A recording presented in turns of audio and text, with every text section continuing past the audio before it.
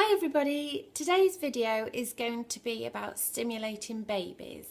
So it's about keeping your baby occupied as well as supporting their development, and we're going to be looking at babies from newborn all the way up to 6 months.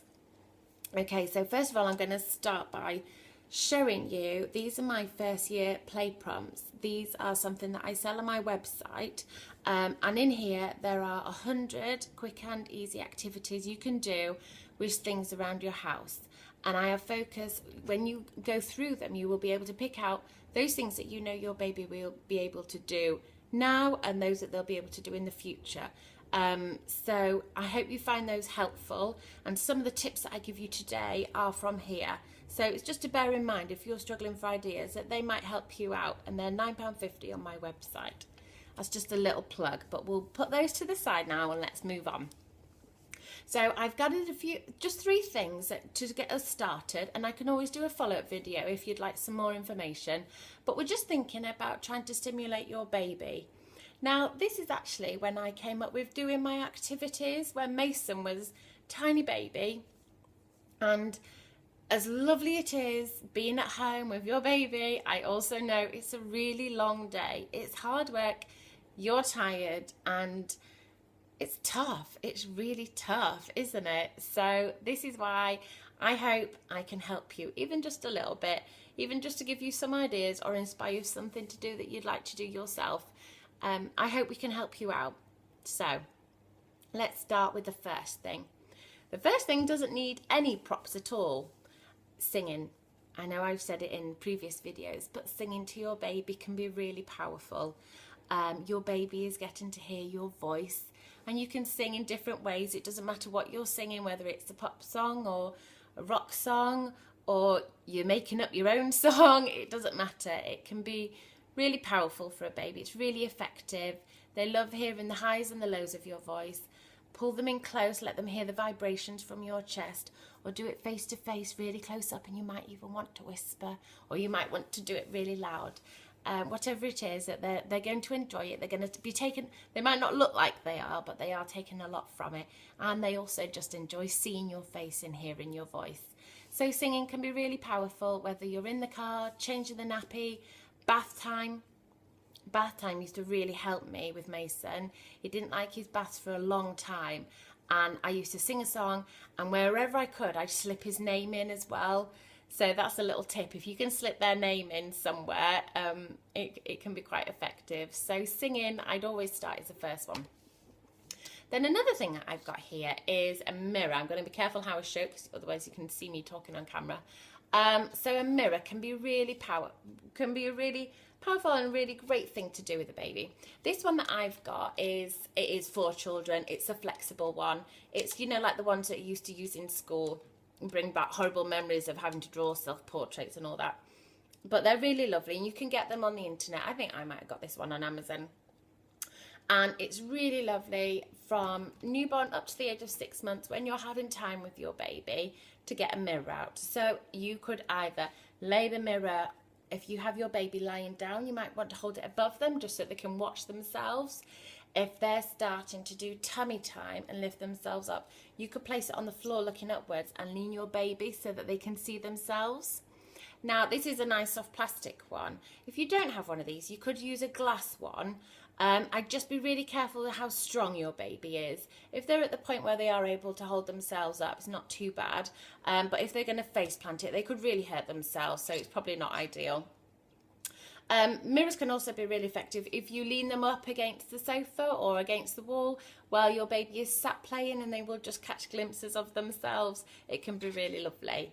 Something that I used to enjoy doing with Mason is we'd both lie down on the floor together, and I'd hold the mirror above both of our faces, and I'd talk to him through the mirror and he could see me back.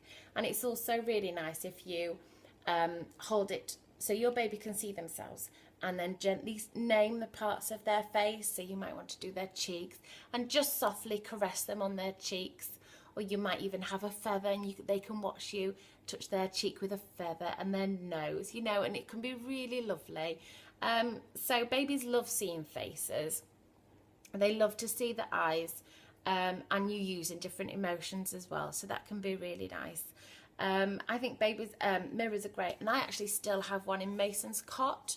You can get them that again, it's a soft plastic one. You can buy them and they tie up and they hang on the side of the cot, so when they do wake they can see themselves, and that's really nice. So, oh, I'm using the word nice a lot, aren't I? I'm gonna have to stop that.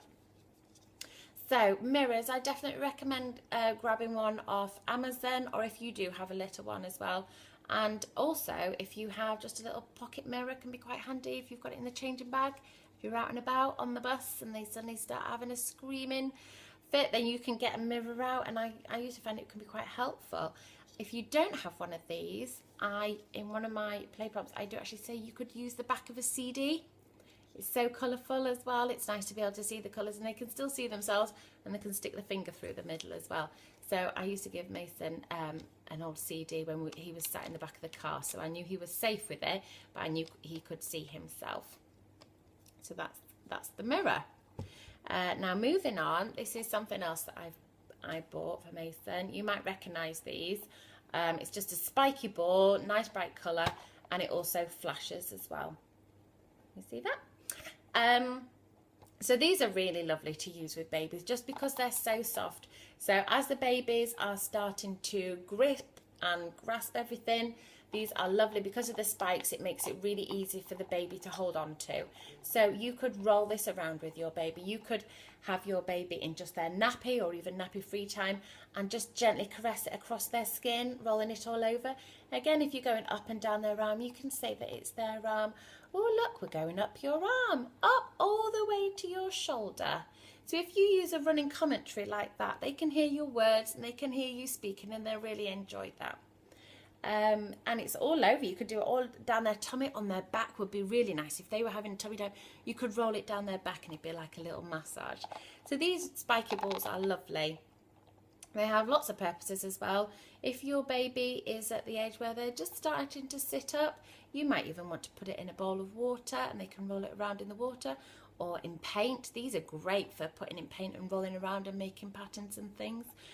Another idea, particularly if your baby is still very young, is popping it in the fridge. It makes it nice and cold, not the freezer. That could be dangerous, but popping it in the fridge just cools it down so it's not room temperature.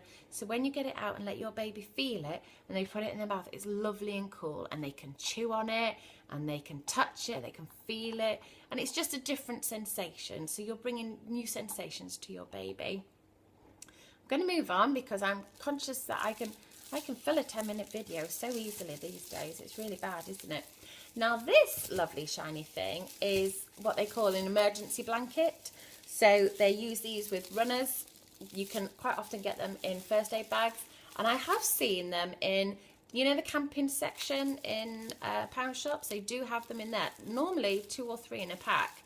So they're really cheap, these, and it's a great big, quickly open it up, like a great big space sheet. There, can you see? So it opens up. Now this is a really effective thing. This was Mason's favourite toy up until the age of 6 months at least. And there are lots of things you can do with these. You could lie the sheet out, lie your baby on top, and they can kick their legs, and it makes such a fabulous rustling noise. That's a really effective one, and that was always Mason's favourite. I'd whip his trousers off, so he had lovely bare legs, and he could kick, and they love the sound it makes. You can also open it up, and if you lie on the floor next to your baby, you can hold it over you, and you can make a little den. And under there, because it's reflective, they can start to see parts of their face in it. And you can hold it over you, and you can listen to the sound it makes. You can push it up and let it float down. You can do all sorts with it. And if you have, you know, the jumperoo, the bouncy things, you can always screw it up and put it underneath that, so when they're bouncing it also makes the noise. It's really effective. And then finally, one of our favourite things we used to do is we'd get the ball, we'd bang it so that it flashed, and then hold it under our sheet, and it made like a flashing den, and all the colours would be reflected. So there's 3 things, well, 3 items you can use that will give you quite a few activities to stimulate your baby. I hope you found that useful, and there'll be more videos supporting babies coming soon. Thank you very much. Bye bye.